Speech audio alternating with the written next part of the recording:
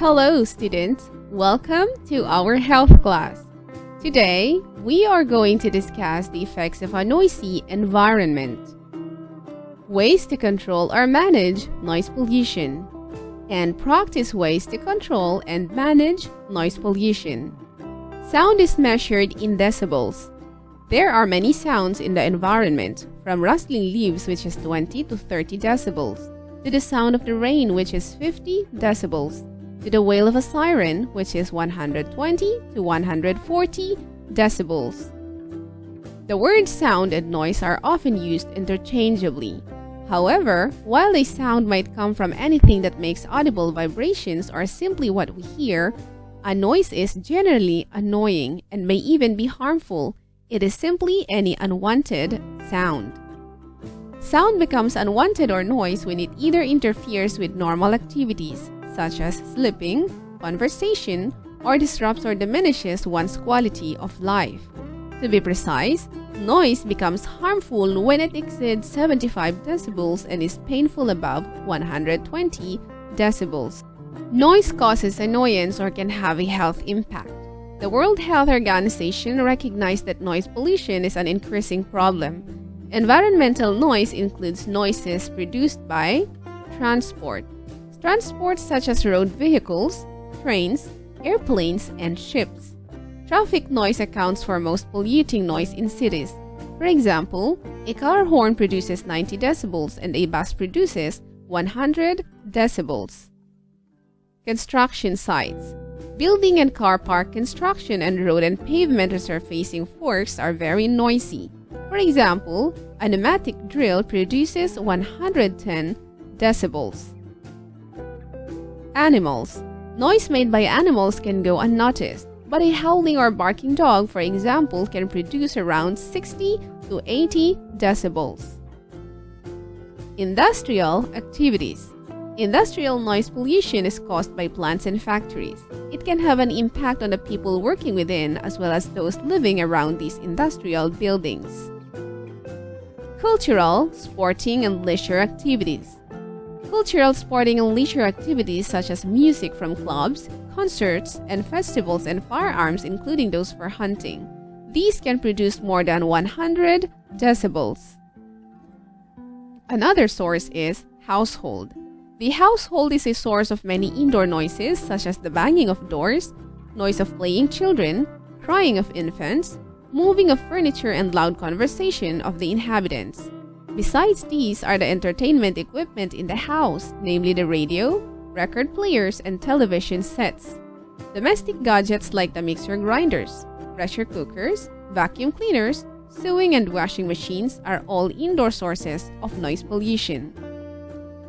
Agricultural machines such as tractors, threshers, and harvesters are highly noisy. This can produce more than 90 decibels. Most of you would think noise pollution is something that only machinery workers need to worry about. But in reality, it is a problem we all need to be aware of. If it is not prevented, it could result in serious health problems. Environmental noise poses a risk to people's health and quality of life because it can lead to hearing loss. Numerous scientific studies over the years have confirmed that exposure to certain levels of sound can damage hearing. Prolonged exposure can actually change the structure of the hair cells in the inner ear, resulting in hearing loss. Such a difficulty has significant consequences on the quality of the person's daily life.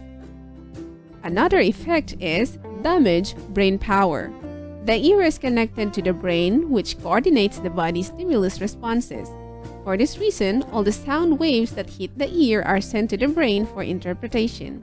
This means too much noise also gets to the brain, and according to scientific results, such kind of noise dulls the brain and contributes to a lower response rate by the brain. Next is tinnitus. Tinnitus is hissing, ringing, or buzzing in a person's ears or head. A person hears these sounds without them being produced by an external source. Tinnitus can be the result of exposure to high noise levels, such as loud music. Loud or sudden noise such as an explosion or gunfire can also cause tinnitus. Tinnitus is a hearing problem that often accompanies hearing loss. It can be temporary or permanent. Another effect is psychological disorders or stress. Too much noise means disturbance of peace, which may lead to annoyance or anger. People in this state tend to have constant headaches, which may even intensify if the noise is continuous. This may lead to amplified stress levels, and thus emotions take over and violence may ensue. This type of behavior is reported to be due to anxiety. With such behavior, it becomes hard to concentrate on work and achieve set goals owing to reduced work efficiency. Without the help of those around you, you might end up developing an unlikable, socially suppressive personality without knowing it.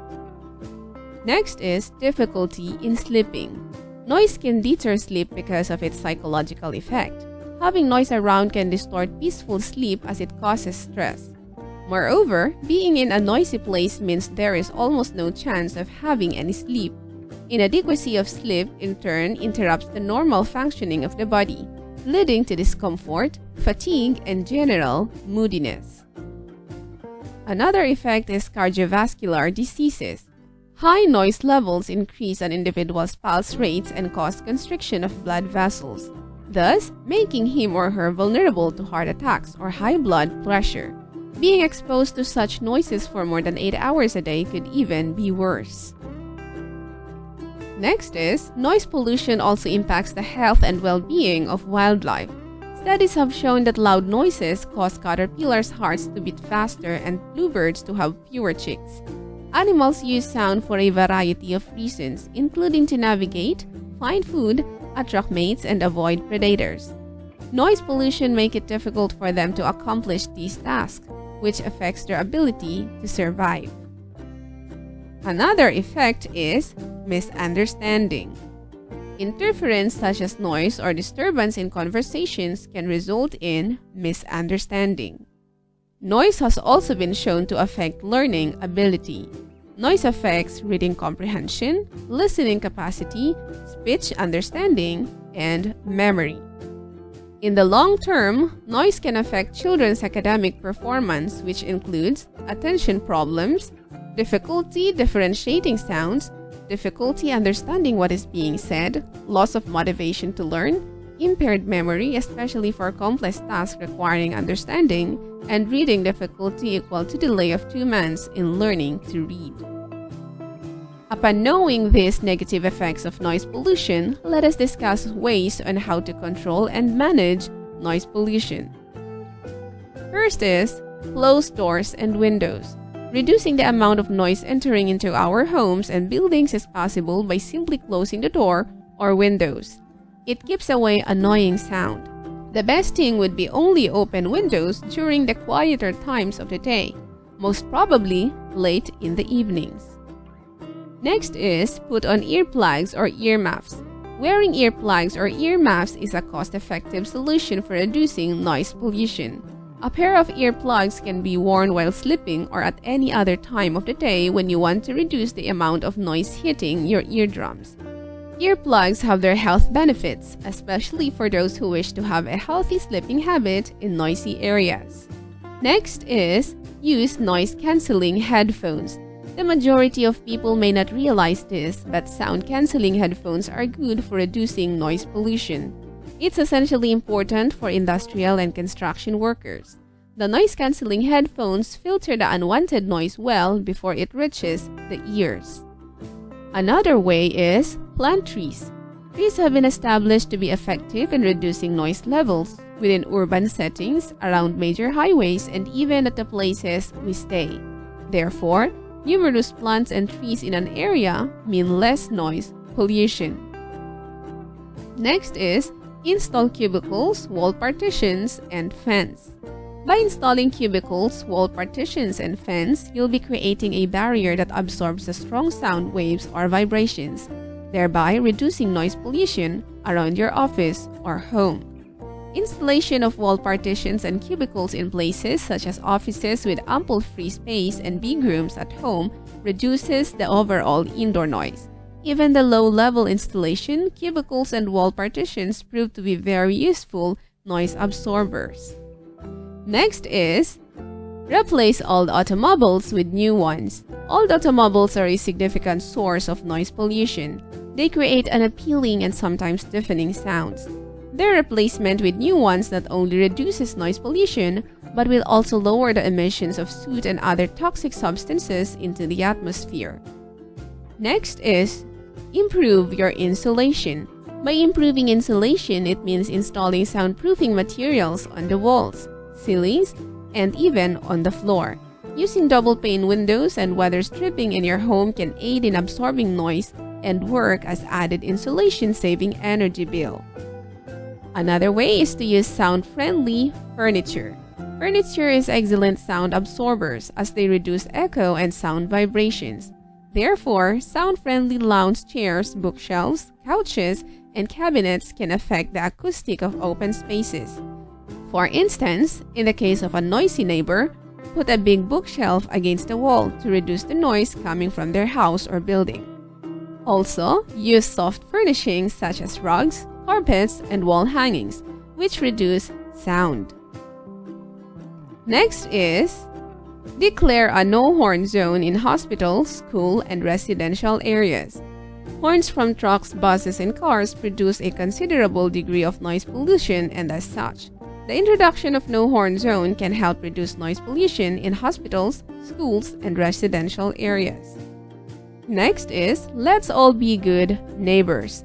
Being a good neighbor means maintaining awareness of loud music, barking dogs, or loud parties, among others. Keeping these on a check can make your neighbor follow the same, which eventually contributes to an easy and practical way of reducing noise pollution. Another way is to create awareness and education on the consequences of noise pollution. Creating awareness of noise pollution and its effects on both humans and wildlife can generate positive outcomes in the efforts to reduce noise pollution. Perhaps, if most people could be aware that noise pollution can lead to hearing loss and mental stress, then the majority will invest in ways to reduce noise pollution. Another is notify authority for breaking rules. You can notify government agencies if someone in a neighbor is not following rules and regulations regarding noise levels and also not maintaining the noise limit set by the city authority. And also, put pressure on the relevant city or governing authorities to introduce noise regulation policies. Governing and city authorities hold the power to introduce policies that can help reduce noise pollution. The laws shouldn't limit the amount of noise in public and private places to cut noise pollution. As our population continues to grow, the sources of noise will continue to become more numerous. As individuals, we are incapable of completely changing our environment to eliminate excess noises. Such things will need to be left up to the government and city planners. However, there are still things we can do or practice to control and manage noise pollution, such as the ones mentioned, like planting trees, turning off electronic devices when not in use, reducing the volume of radio or television, and creating awareness and education on the cause and effects of noise pollution. Let us practice these simple ways in our daily life. Let us do one of them for our activity. Make a poster about the causes and effects of noise pollution. Show your work to your family members, friends, and classmates to create awareness and educate others about the causes and effects of noise pollution. I am sure you will do great. I am excited to see your work. Thank you so much and see you again. Goodbye!